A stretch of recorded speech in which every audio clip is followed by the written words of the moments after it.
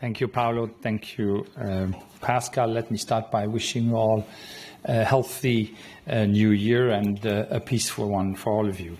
I will obviously start with the ratification process of the ESM, which is definitely on the ESM's mind. Let me start by saying that the ESM fully respects decisions taken by democratically elected parliaments in our member states, including the decision recently of Italy.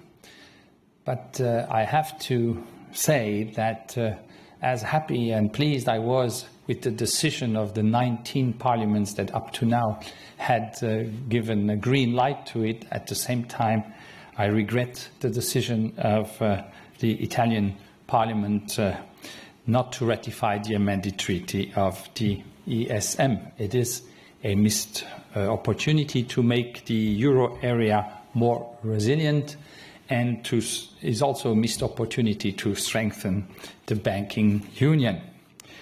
The consequence of this negative vote is that obviously the amended treaty cannot enter into force. So what is the consequence of that? Well, there's three I would like to highlight. The first one is that the common backstop for the Single Resolution Fund will not be put into place or cannot function.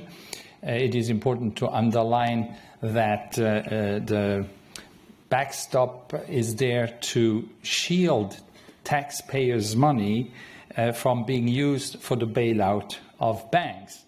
And the ESM was supposed to nearly double the firepower of the Single Resolution Fund. That will not be possible. The second item that I would like to underline in this context is that the ESM precautionary instruments will remain as they are in the existing treaty of 2012. The design was to modernize these instruments and make the ESM fit for purpose in a world with new types of crisis. Also, that will not be possible. And third, we will also not be able to implement the agreement that the ESM has negotiated with the Commission when there will be no new programs to negotiate about, and unfortunately the synergies that are planned in this agreement will not be possible.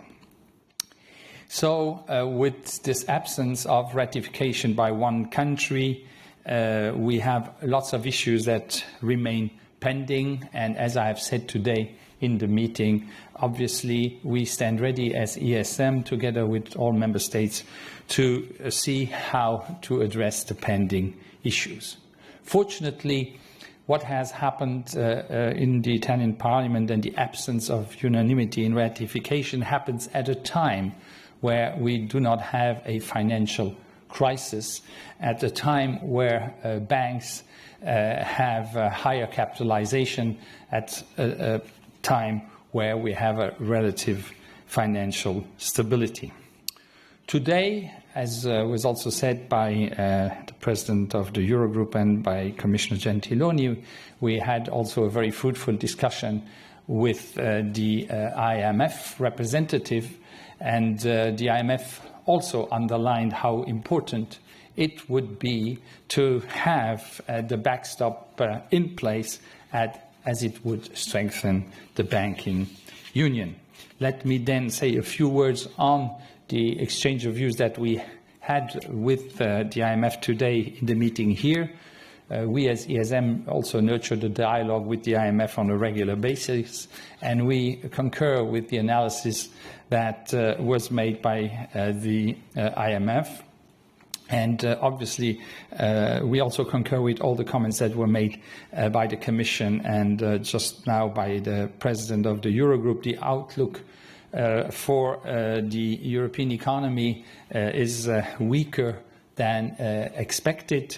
This being said, there are some good points like the inflation reduction, which is faster than expected, but still the inflation is still too high, and with the inflation you have only won that fight when you've really reached the target that is set by the European Central Bank.